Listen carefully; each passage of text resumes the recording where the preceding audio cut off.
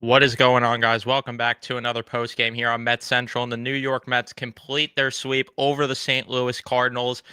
And yeah, just absolutely electric environment once again at Citi Field. The Mets improved to 15-7 as they're going to host the Phillies next, which will be very interesting and will be a huge series.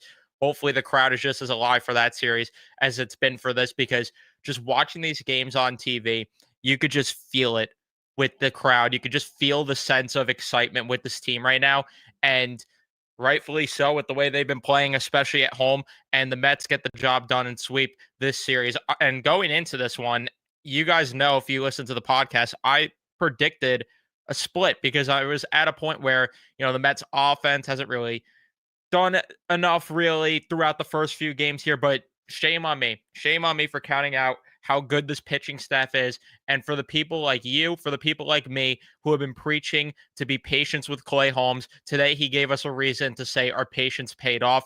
And with how good his start was, he could have maybe even been a little bit better if certain things went his way at points. But either way, too, they got through this with their bullpen not looking sharp either, and going through the two guys that I would say are not in the circle of trust right now. Because to me, and friend of the show here, Nico, former co-host of the show, he texts, "Who's in your circle of trust right now?" And I'm like, everyone but Danny Young and Jose Budo, and they had to use both of them today. Stanek didn't look as sharp as, and they still ended up getting the job done today because of Clay Holmes being excellent and because of some huge timely hits that we've been waiting for this team to provide throughout most of these games. And then Francisco Lindor, especially, just doing it on both sides of the damn diamond. But we're going to talk about everything. Before we do, leave a like if you do enjoy the content here. Subscribe if you guys are new to the channel, especially if you're Met fans, and turn on your notifications so you know when I upload or go live here on Mets Central, which there will be a podcast episode at some point between this series and the Philly series coming up. So be on the lookout for that as well.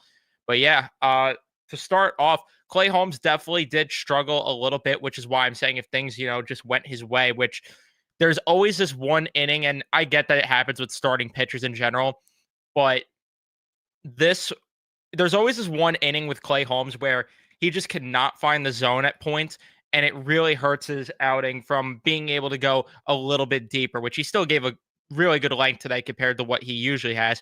But I'm just saying he could have maybe gave more if the first inning didn't unfold the way it did, because he walks the first batter, gets the next two outs, which was fine, and then it allows that single to Contreras, and then Burleson ends up working a decent at bat, but he gets the strikeout with the high heater.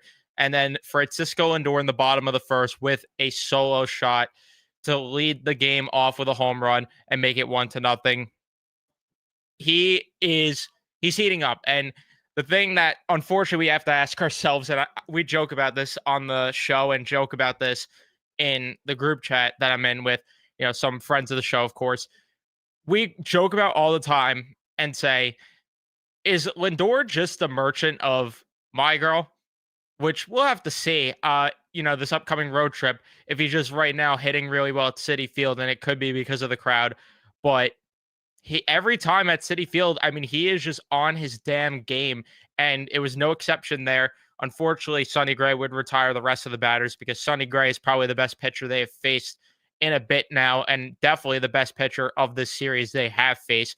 Clay Holmes with a nice rebound inning in the second. He ends up getting a strikeout on Walker. And that slider they threw in that at bat, beautiful. Bottom of the second, Luis Angel Acuna got robbed of a hit, but outside of that, which still including that, I should say, it was a 1-2-3 inning there for Sonny Gray. The top of the third, again, 1-2-3 inning there for Clay Holmes. The bottom of the third, Tyrone Taylor with a single, because Tyrone Taylor, all he's been doing lately is hitting the ball. And I was definitely worried for a bit about the lack of production they're going to get from the center field position. I still am, especially because Taylor's not going to play every single day. It's just unrealistic for him. There's going to be times they have to put Ozakar in the lineup where they're going to have to maybe play Jeff McNeil, who's been playing center field in his rehab stint, and he had a good day at the plate in Double-A. But Tyrone Taylor with a big single there. Sendra strikes out. Lindor gets a single, and then Juan Soto with a sacrifice fly. Good on Taylor with the aggressive base running there too, because I thought there was no way he was going to score there. He does to make it 2-0. Clay Holmes in the fourth, though, got into a little bit of trouble after he struck out Donovan, allowed back-to-back singles, but again, worked out of the gym. And thankfully, he didn't have to work through a lot of pitches that inning because both the singles he let up were on the first pitch of the at bat. So it helped make it a little bit easier for him to navigate through the inning. The bottom of the fourth, Acuna had a single. Beatty got on with catcher's interference. This was with 2 outs, though, unfortunately. And then Taylor pops out to end it. And then the top of the fifth, Paez walks, Scott strikes out, Newbar flies out, and then a beautiful play from Francisco Lindor to get the force out at second base, which is where I was alluding to before when I said he played friggin' great defensively today as well. The bottom of the fifth, after back-to-back outs, Juan Soto gets a single, ends up advancing the second on a wild pitch, and then Pete Alonso with an RBI single because all he does is drive runners in. That's just what he's been doing this season. I think that was his 24th RBI of the season. Yeah, 24th, which is insane because last year he finished with 88 RBIs. He is at 24 already right now, which is very encouraging to see from him. And then Brandon Nimmo strikes out to end the inning there. The top of the sixth, Clay Holmes, like I said, ended up getting into a little bit of a jam here. And I was worried because when he allowed that leadoff double, I'm like, don't tell me he's going to hit a wall again here and we're not going to get the volume that we need from him. Then he strikes out Contreras, then throws that wild pitch, gets the ground out to avoid damage to make it 3-1. And then Jordan Walker, who is a really good power hitter, I thought he just absolutely crushed this one. But Brandon Nimmo, credit to him because he has not looked 100% this season at all. Today he did. But, for the most part all season, he has not looked 100%. And even in this game, I was getting a little frustrated with him. Makes a leaping catch to rob a home run there from Jordan Walker, and that kept the Mets in the game and kept them with the lead there. The bottom of the sixth, Jesse Winker gets a walk, steals a bag, and what do you think happens? The Mets do not drive him in. And then this seventh inning. So Danny Young comes in to pitch. He allows a single, gets a strikeout, walks a batter, and then strikes out Newbar. My thought process personally was I wanted Kranick in that spot. And I get that they were probably trying to rest Kranick, but I was thinking he's been so good with runners on base, and Budo's kind of been struggling a little bit lately. And he's a guy that really has not been great with runners on base. We even saw it at points last season.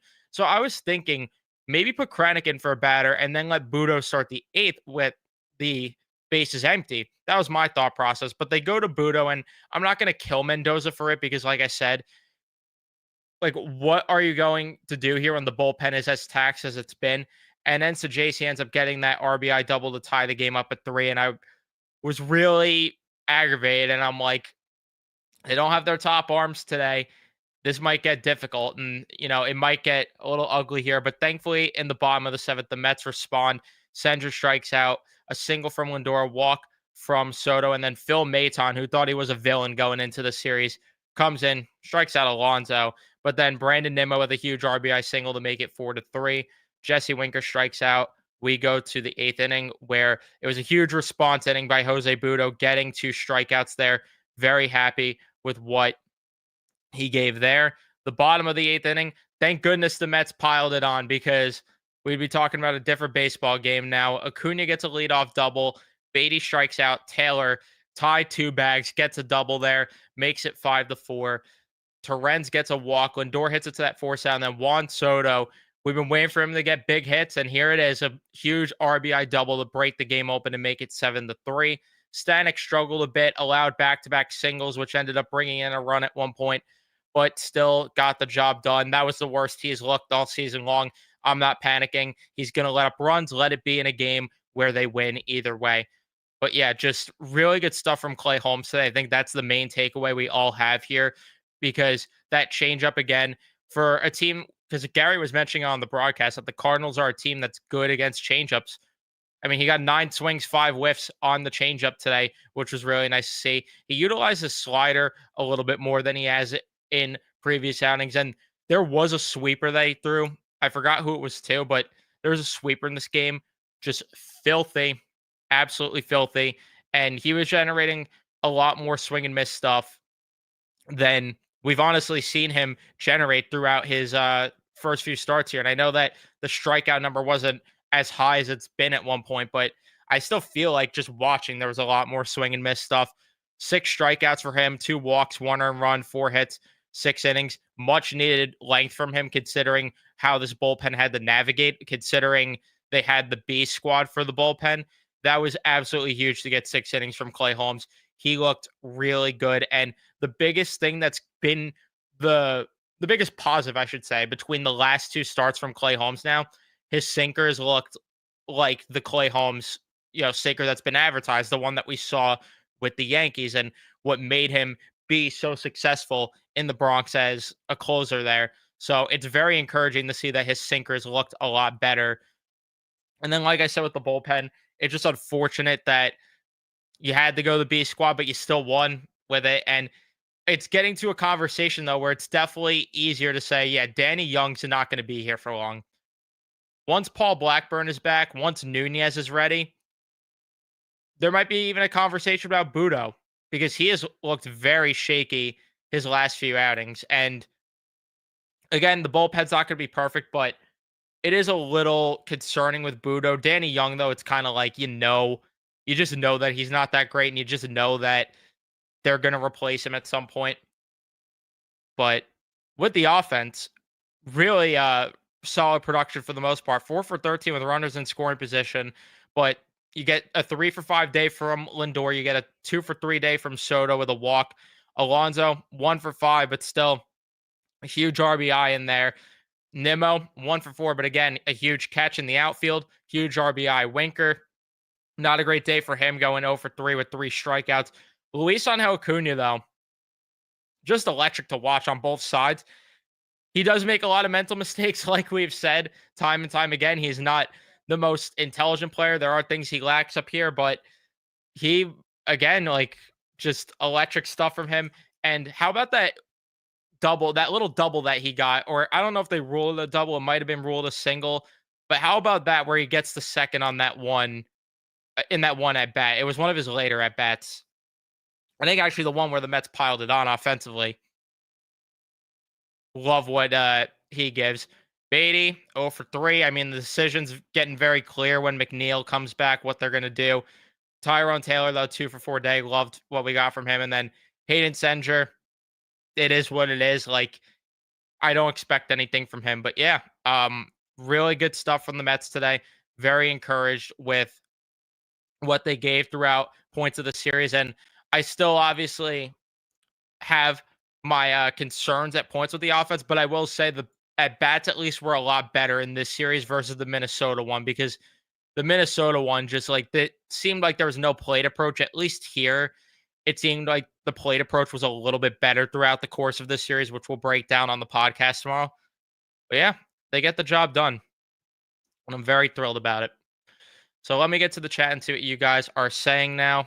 Would love to hear from you guys. What a performance, and the sweep is a perfect start to the homestand. Absolutely.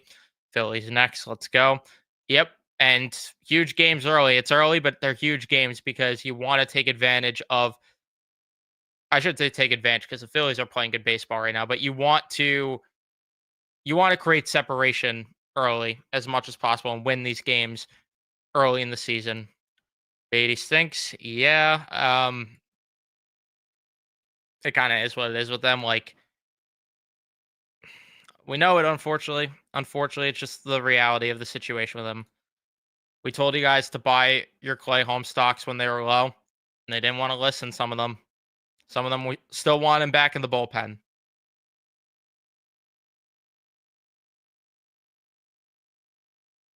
Yeah, I saw this with the Max Fried thing. That was absolutely ridiculous.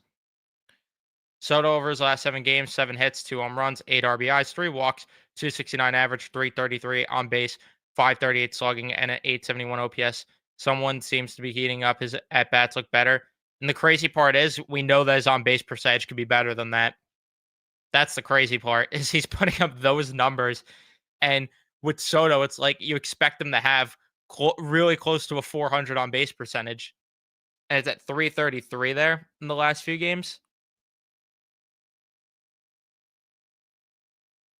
Yes, Acuna absolutely does belong here, and he has absolutely earned the second base job. Like, there's no more conversation here.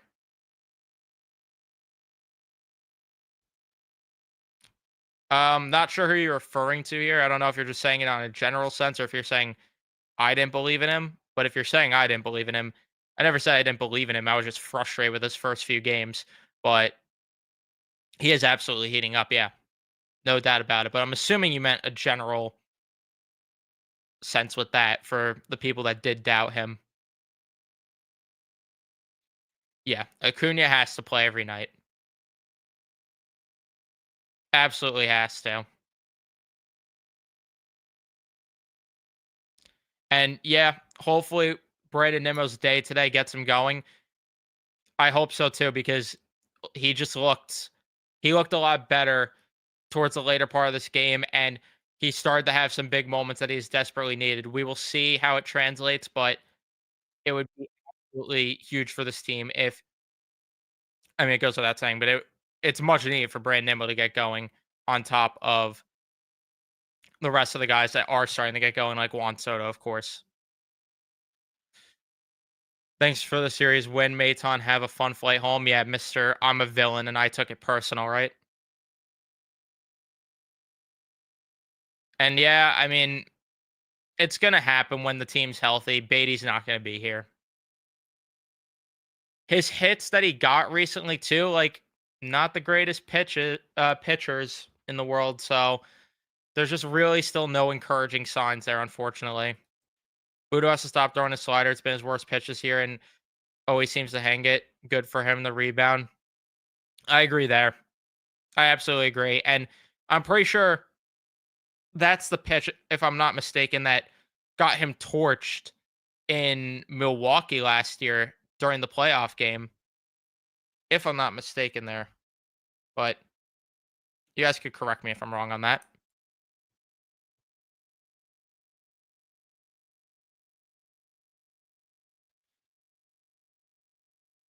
Yeah, and I agree with this. Like Winker didn't play great, but the at bats were better.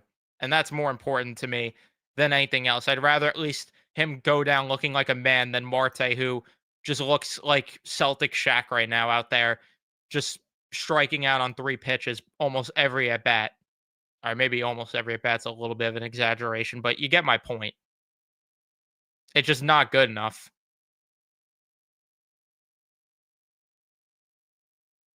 Holmes sinkers looked really good in the last 2 starts. Yeah. And that's the most encouraging thing because if he gets the confidence with that, it's gonna make it so much easier for him to tunnel it with his four seam and the swing and miss stuff is going to come even more than it already has, which just again, so much encouraging things from Clay Holmes here. And I'm excited to see as the season progresses how he's gonna be as a starting pitcher, which we voiced that here. And yeah, this is the thing. Like the at bats were so much better this series compared to the ones in Minnesota, and even at points against the Athletics, where they did benefit a lot off of the defense that the Athletics or the lack thereof that the Athletics were playing. The at bats are just far and away better, or were far and away better this series, and they're going to need to continue that playing against a team like the Philadelphia Phillies, who have a lot of the arms that they do, and just are a very complete team, and that you're going to need to go toe to toe with offensively. And this is going to be a huge test for the pitching too to really see where they stand against a premier team. So I'm excited to see that, and hopefully my excitement translates to being happy by the end of it, and it's not just me pissed off by the end of it. But yeah, I'm going to wrap things up here. Thank you everyone for tuning in and watching. A podcast episode will be coming either later tonight or tomorrow, sometime tomorrow afternoon. You guys will find out. So turn on your notifications so you know when it does happen. Leave a like if you enjoyed and subscribe if you guys are new to the channel. I'll see you guys in the next one.